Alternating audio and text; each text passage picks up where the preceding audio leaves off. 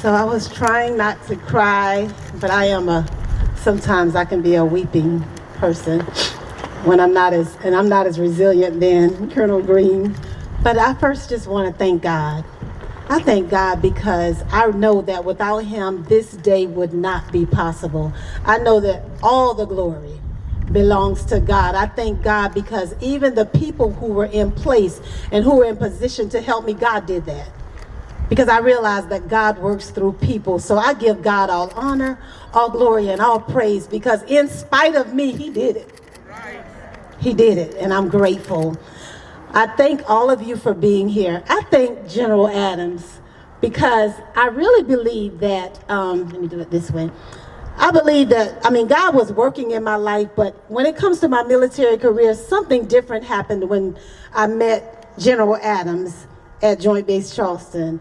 He opened doors and gave me an opportunity that I don't think any other commander would have even thought to give me. He did not know me personally, but when the wing chaplain left, he trusted me enough to take on the position of wing chaplain, and I say thank you. Thank you so much. I also want to acknowledge Colonel Green because Colonel Green followed General Adams, and he had no problem allowing me to stay and extending my time for me to be there longer. And sir, I say thank you. He allowed me to be who I am. He came to me one day, he heard my story, he had read an editorial that I wrote, and he still reads my editorials. So I want you to know that the editorials I write for the Florence Morning News, they go all throughout the Air Force as well. And Colonel Green reads them, and he read one and said, "You are the most resilient person I know. Would you be willing to tell your story?" And he allowed me to do a podcast that went all over Joint Base Charleston and over some other bases as well. I want to thank my friends who are here. I want to start with my childhood friends. Sissy, thank you so much for singing the national anthem.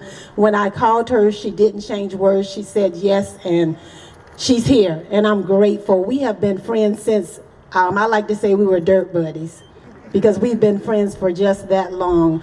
To Colonel Wingard, didn't change words. When I told him I wanted to have my ceremony here, he was excited. And y'all, the reason why it was on the news is because of Colonel Wingard.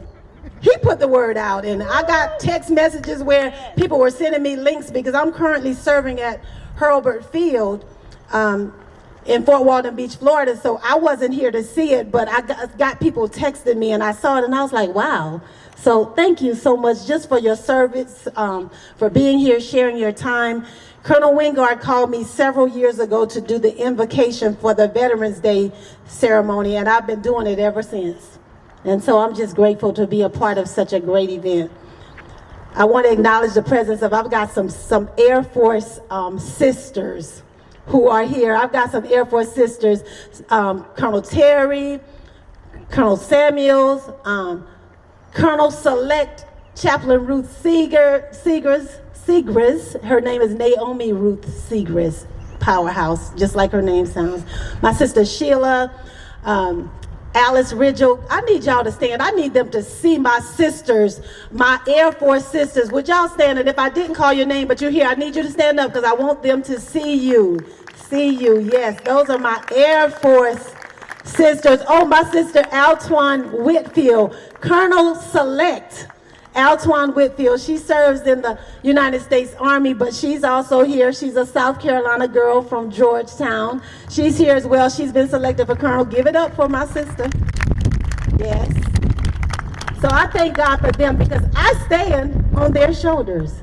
They've mentored me. They've loved on me. They've wept with me. Kimberly, did you stand up? My sister, Lieutenant Colonel Champagne, did you stand up? You did? Okay, making sure. I thank all of you. I've got some Soras here, Sisters of Alpha Kappa Alpha Sorority Incorporated. Let them know you're in the house. They're here. I thank God for all of you. I don't want to omit anyone. I'm not forgetting my family. Y'all are last. My former wing chaplain, Lieutenant Colonel Joel Cornegie and his wife Laura are here. Thank you so much for coming to share this day with me. I want to acknowledge the presence. I've got some college classmates here with me. Wave your hand, Morris College classmates, because I know you're out there. Wilson High School classmates are out there as well, class of 86, they're out there. And Wilson High School alumni as a whole is out there. Y'all, yeah. So thank all of you. I'm trying not to be too long, but I want to acknowledge I've had many, many trials, and I've had some people that have prayed and lifted me, and I want to acknowledge them, the pastors and the preachers in the house. Would you just wave your hand so people can see you or stand where you are? I thank you for your presence as well. Trying to make sure. My friend Dewan and his family, they're here. I want to acknowledge your presence. I thank him for all that he did to support me today. I just want to say thank you, thank you, thank you. My sound, I have some friends who help me out at church, and they are responsible for this sound that you hear today, the fact that we have microphones. They're here, Ryan, Sean, Kenya, thank you. Carlos, I thank you guys so much for doing this for me. They did this, and I want to say thank you. My Shaw Air Force Base family is here. You see over here, Sergeant McWilliams, and I thank God for her. Thank you, Chaplain Harris, for that powerful prayer.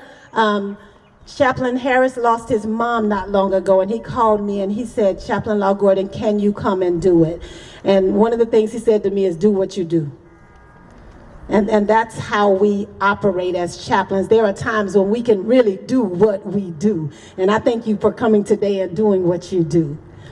To my sister Peaches, who will sing at the end, she is also a pastor she's a pastor in North Carolina, but I thank you for agreeing to participate today on this program. My pastor will come. I want to thank him for his presence. I think he's still here. Reverend Gamble still here?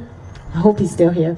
Our moderator, Dr. Mumford, thank you so much for sharing with us today.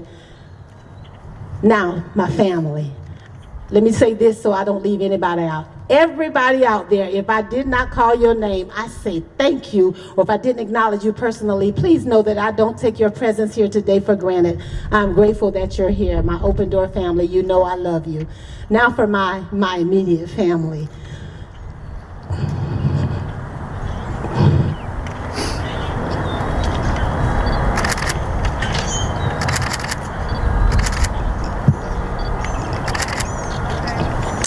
That's why I did them last.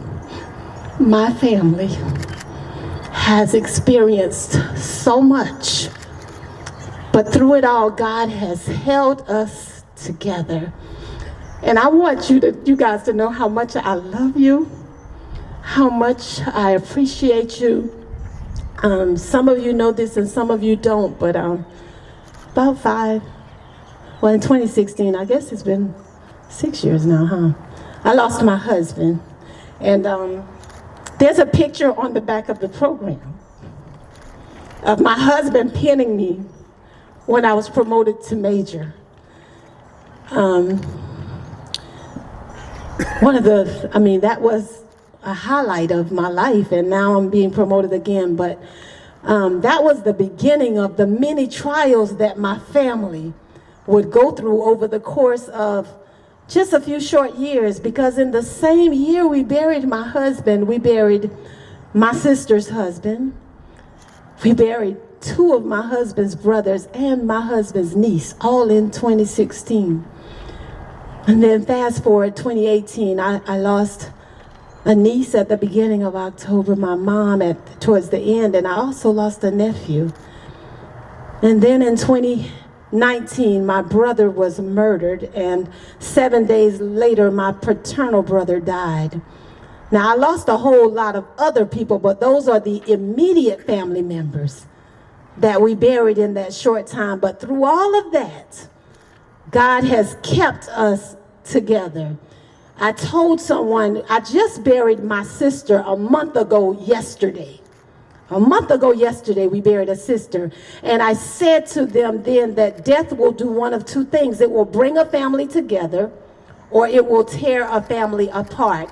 And I thank God that through death, our family has come together stronger than ever. My sisters are here. I don't want to miss any. I see my sister Cookie. I see my sister Deborah. My sister Niecy might be back there somewhere, and my sister Niecy's over. I see her. She's over in the shade. My sister Jean might be here somewhere.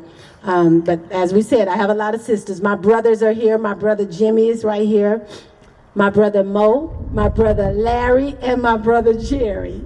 They're here. My nieces, my goddaughters, the two young ladies, Erica and Kirsten, I helped raise those girls. So they're not only my nieces, they are my daughters. I'm their auntie mama, as Erica would say. And then Sierra is truly, truly, truly my godchild. I've got some other godchildren, and if you're here, I do want you to wave your hand because I don't want any of you to feel slighted. So if any of my other godchildren are here, is Naya here? If any of my other godchildren are here, or if you're out there in Facebook land, I love all of you. I need you to know I love you all. But Sierra is my God-sent child because God truly gave her to me. Sierra lost her mom when she was 6 years old, and God allowed her to come into my life, and I really feel like I had her myself. So I thank God for them and them coming and pinning me. For all my aunts, my uncles, my cousins, all of you who are here, I just say thank you. I'm done. But again, I love all of you, and as Dr. Mumford said, there is absolutely nothing you can do about it. I appreciate you, and you already know that if you need me for anything, all you've got to do is call me.